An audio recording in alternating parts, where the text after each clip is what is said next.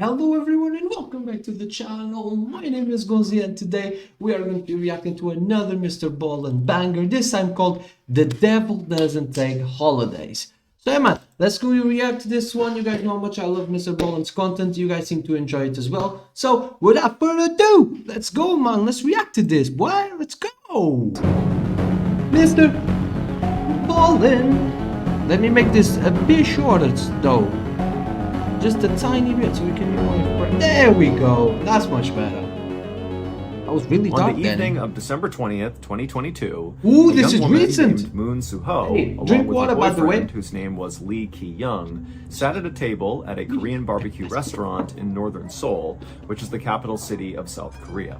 The couple didn't even have any food yet, but Moon was not even looking at the menu. Moon, beautiful Instead, name. she was excitedly checking her watch, waiting for her parents to arrive. This dinner was a very special occasion for Moon because she had been dating Lee for several months now, and she was totally in love with him, but she had not introduced him to her parents yet. And so Lee had surprised her with reservations to this restaurant tonight for 4 people. He had invited her parents to come to the dinner so they could all finally meet. Moon looked across the table at Lee and she smiled because she knew as soon as her parents saw this guy, they were going to be impressed. Lee was a 32-year-old Army veteran with lots of crazy stories from his time in the military.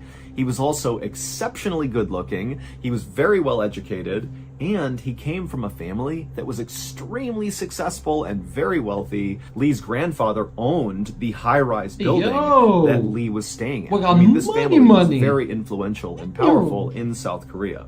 But Lee was not full of himself. He was very humble, he was kind and polite, and he had a total soft spot for little animals. He had adopted a dog and 3 cats and adored them.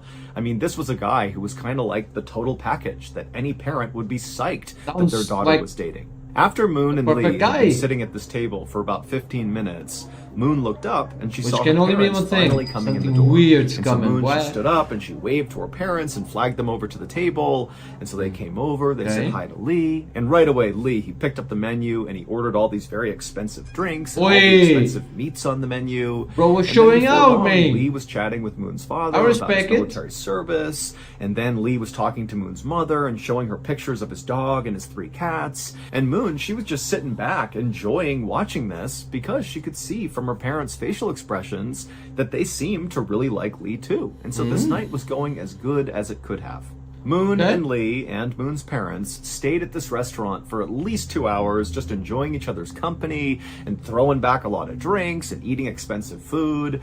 And by the end of the night, when the parents got up to leave, they were like hugging Lee and slapping him on the back and telling him how great he was. And Lee was doing the same thing to the parents. It was like really they had hit it off. But after Moon's parents were gone, Moon and Lee, they left the restaurant too, and they began walking across the street towards the parking garage where Lee had parked. And right away, Moon could tell Lee was actually pretty drunk. She had not noticed it in the restaurant, but now she could see Lee was kind of stumbling a little bit. But Moon wasn't upset about this. If anything, she just thought, wow, he was so composed talking to my parents in there, despite obviously being drunk. He had just managed to mask it really, really well. But despite how impressed she was with her boyfriend, Moon didn't want Lee to drive them home. It seemed like that would be really unsafe to do because, again, don't drink and drive, man.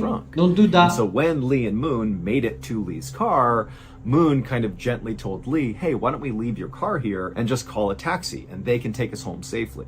But when she said this, Lee took it as if Moon was criticizing him for being too drunk. And he felt really offended because in his mind, he had just put on this great date and made this great first impression on Moon's parents. And here she is kind of nagging him. And so Lee just kind of blew his lid, and the couple got in this horrible yelling fight in the parking garage, which ended with Lee telling Moon that their relationship was now over, and then Lee turned around and stormed off to hail a cab by himself. And after he was gone, Moon just stood there next to Lee's car, being totally shocked at what had just happened. And then kind of in a daze, she went and hailed a cab herself and went home, and then she just laid in bed and cried until she went to sleep. But Moon was not heartbroken for long, because the next morning when Moon woke up, she heard a knock on the front door, and when she opened it up, there was a delivery guy with this huge, beautiful bouquet of roses for Moon. And so Moon took these roses and quickly found a card attached to the roses. She opened it up, and there was a letter from Lee saying, please accept these roses as a part of my apology. Last night didn't go so well. I'm really sorry. Please come to dinner with me tonight. Moon was so relieved to get this apology letter that she called Lee right away and said, you know what, I do forgive you.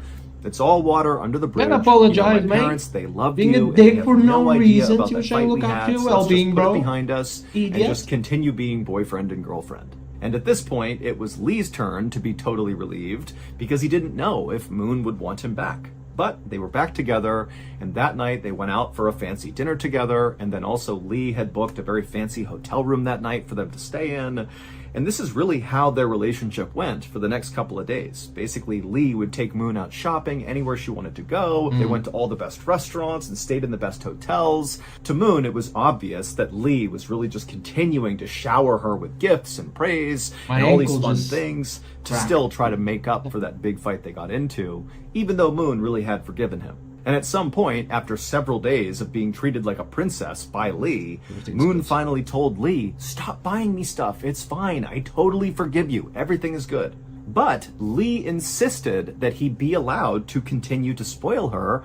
After all, it was the Christmas season, and she deserved to be spoiled around Christmas. So in South Korea, Christmas is celebrated a bit differently than it is in Western countries like America. In South Korea, Christmas is a big holiday, but it's really just a holiday for couples. It's not really a family occasion. So in South Korea, on Christmas, lots of couples will go out on these fancy dates. And so that's kind of how they celebrate Christmas. Whereas, in Western countries like America, it's all about family and waking up and getting presents from Santa Claus. So that's the difference. Western is family-centric, and in South Korea, it's very couple-centric. It's kind of like Valentine's Day in the winter. So on Christmas Eve, Lee told Moon that he had a very special dinner planned for Christmas, and would Moon mind coming over to Lee's apartment on Christmas morning to feed his cats and his dog, because Lee was going to be out running errands in preparation for this big Christmas dinner.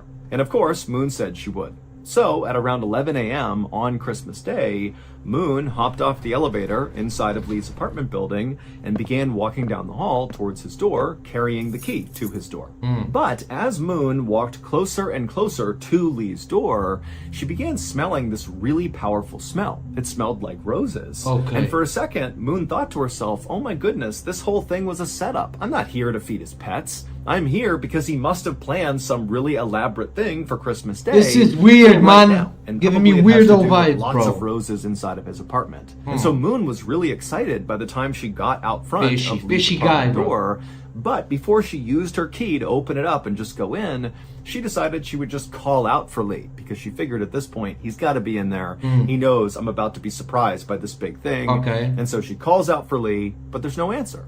And so she knocks a couple of times to see if maybe she can get Lee to come to the door, but after knocking several times, there was no answer. So eventually, Moon used her key, she opened up the door, she swung it open, and she stepped inside of Lee's apartment, expecting to be wowed by whatever Lee had planned. But instead, when she looked around, she couldn't really understand what she was even seeing. Lee was nowhere to be found, but there were roses all over the apartment. However, these were not new roses. These were like several days old. Many of them were wilted. And the petals were starting to fall off. The water that all these roses were sitting in was very dirty. But really, there were like vases of roses everywhere on every surface. And right away, Moon started to feel really where he has like 16 girlfriends, very creepy to be in this dark apartment where no one's inside of, with just these weird flowers everywhere. And so without going any further into the apartment, Moon once again yelled out for Lee in hopes that maybe he was here, but again, he didn't come out of any of the rooms, so she knows she's alone. And so she called Lee on his phone to try to get an explanation for what she was looking at. But Lee didn't answer his phone. By this point, They were, Lee's I'm three telling you. cats were circling Bro, around Moon's sketchy, legs man. because they were eager to be fed. And so Moon kind of stopped thinking about this strange flower situation Okay. and looked over at the cat's bowls and saw there was no dry food. They had eaten all of their food. And so Moon began walking over to the bowls when she realized Lee had not told her where he kept the cat food. And so she had no idea where it was. So Moon began opening all the kitchen cabinets, hoping to find this cat food somewhere, but she didn't. And so eventually she left the kitchen and she walked down this hallway inside of the apartment, and she found there was a skinny closet in the hallway that looked like a place where you would store cleaning supplies and vacuums and that sort of thing. So she reached down and tried to open it. But she was able to turn the doorknob, but there was something inside of this closet that was making it really hard to open, like it was stuck on something. Now, again, Moon is kind of looking around this dark, dingy apartment. Why didn't she filled turn with the all these lights on, wilted bro? roses, and she's feeling super bro, don't uneasy, have light but she switches or thought, something. I just want to feed these cats and just get out of here. And so Moon just grabbed that door handle and yanked as hard as she could. Come on. And she managed to pop it open. And for a second, Moon just stared at the inside of the closet, having no idea what she was even looking at. And then she started to scream. Nah, man, nah. This dude's sketchy, bro. Telling you, It man. would turn out virtually everything Moon thought she knew about Lee, her boyfriend, was wrong. 5 days earlier, after Moon and Lee had gotten into that horrible fight in the parking garage following the dinner with Moon's parents, Lee had made it seem like he was storming off to go hail a cab and drive home on his own. But in reality, after he stormed off, he waited for Moon to walk away and get a cab on her own, and then Lee just walked right back over to where he had parked his car in the parking garage. He got inside, turned it on, and began driving home. But on his drive home, he actually crashed into a taxi driver. No! Now, neither Lee nor the taxi driver were harmed in this accident, and both cars were still drivable. Thank you. But Lee actually had a really big problem with drinking and driving. Oh. 9 years earlier, in 2013, Repeat offender, when Lee bro. was serving in the military, he was put in military prison for drunk driving. And then after he got out of the military, he was arrested 2 more times for drunk driving in 2018 and 2019. And so even though this accident with the taxi driver was very minor, Lee did not want to go to police and report this accident. Of course, because bro. if officials got involved, Well, they would see that Lee has this horrible history of drunk driving, and he would get in way more trouble. And so Lee convinced the taxi driver to just allow him to pay him privately for the damages in order to avoid getting officials involved. Okay. However, the taxi driver, who was open to this, demanded that Lee pay him in cash. He didn't want some sort of deferred payment plan. Okay. He wanted to be paid now. Makes And sense. So Lee said, okay, well then let's go to my apartment and I'll just pay you there. However, when the taxi driver and Lee got to Lee's apartment, they got in a fight over how much money Lee actually needed to pay the taxi driver for the damages. And eventually, Lee just kind of snapped and beat the taxi driver to death, and then stuffed his body inside of that cleaning closet in his apartment's hallway. And so that's what Moon had seen when she had opened up that closet. She saw the corpse of the taxi driver. And then after Lee had murdered the taxi driver, he stole the taxi driver's credit cards and his cell phone, and Lee would use the taxi driver's credit card to pay for all those lavish dinners and hotel stays and gifts over the next few days as Lee spoiled Moon for Christmas. And also during that time, Lee was using the taxi driver's cell phone to send messages to the taxi driver's family to convince them that he was still alive. Oh my also, God. Lee went out and bought a whole bunch of bouquets of roses and put them all over his apartment to try to mask the smell of the rotting corpse inside of his closet. But this murder and Lee's horrible drunk driving were not his only secrets. Lee claimed he was from this very wealthy, successful family that owned all these amazing high-rises in South Korea, but that was all a big lie. Of course. Lee was not from a very successful family. He did not have any money.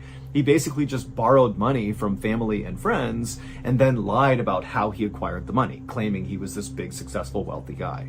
Also, when the police in South Korea began investigating the taxi driver's murder, they discovered that Lee's apartment was not even his. It belonged to his ex-girlfriend, who was a bartender in South Korea who was in her 50s. What did he do also, to her? Lee's beloved 3 cats and dog that he talked about all the time, about how much he loved them and cared for them, well, those weren't his either. Those were his ex-girlfriend's. And as police continued their investigation into the murder of this taxi driver, they would eventually find traces of Lee's ex-girlfriend's blood inside of Lee's apartment. So his ex-girlfriend's Killed her as apartment. well. And they would discover that Lee had murdered his ex-girlfriend, stolen her apartment, stolen her pets, and even took her cell phone. And to this day, had been sending messages to her family to try to convince them that she was still alive, even though nobody had seen her and had no idea what was going on with her.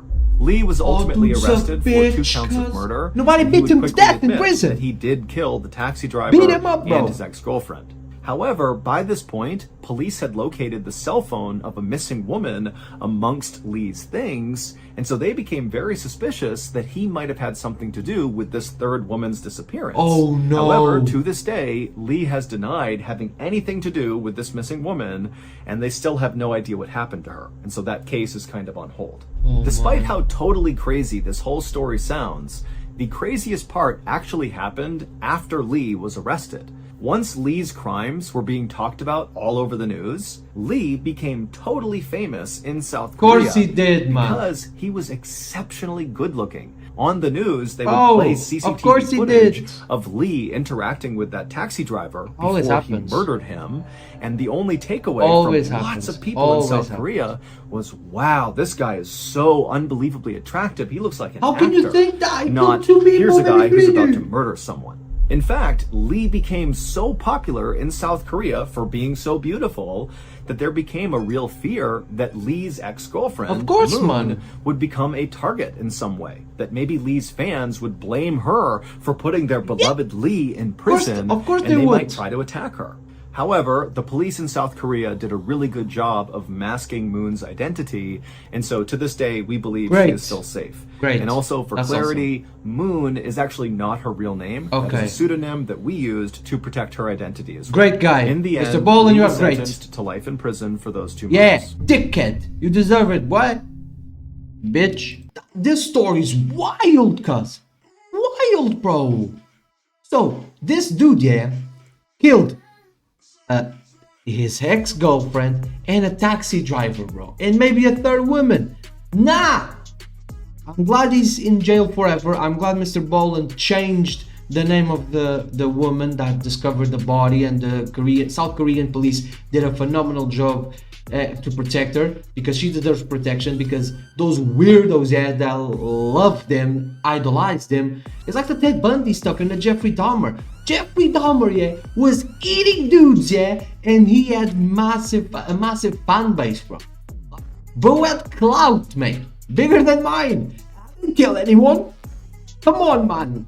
It is a kind of weird psychological thing that some people have. It's a weird thing in some people's psyche, and it's fascinating. It's a fascinating conversation to have with those people, because, like, bro, do you know he's a murderer? Yes, and that's why it's a weird thing, and they are the nicest people ever, man. Some of the people I saw on the Ted Bundy one, they seem like legit nice people, but they just had this thing for this guy. It's weird stuff. But yeah, shout out Mr. Ballen, did a phenomenal job once again. He does not miss. Go follow his work if you enjoyed this video. But for now, if you're here, remember how he end videos here, man. Come on, bro. Keep God first as always.